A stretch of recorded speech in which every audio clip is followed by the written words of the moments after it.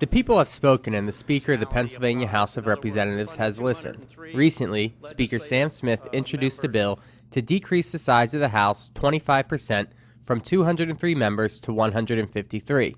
By doing this, the Speaker feels that a more compact House will help legislation move through the legislative process more efficiently. Well, I believe there is some cost savings associated with this. My primary motivation is that I believe at a slightly smaller number, approximately 153, the legislature would be more efficient. And I mean efficient in the sense of being better able to communicate and understand what the other members' issues are, what their concerns are.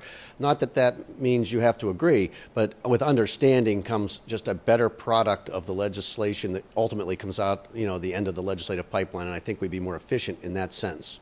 Through the amendment process, the bill now also cuts the size of the Senate by a quarter from 50 to 38.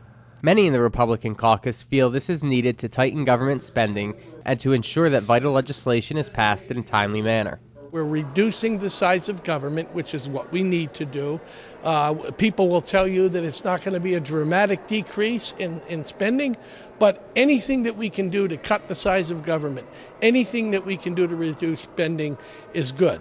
So I am convinced that we will be able to continue to represent our constituents with the size of the new districts, and even just as importantly, we can reduce spending. Although the bill has passed the House of Representatives, an unprecedented act in modern history, this is not something that will happen overnight.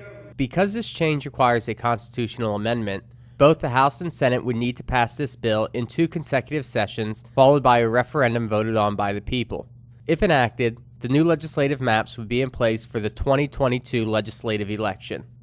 Reporting from Harrisburg, I'm Anthony Tezak.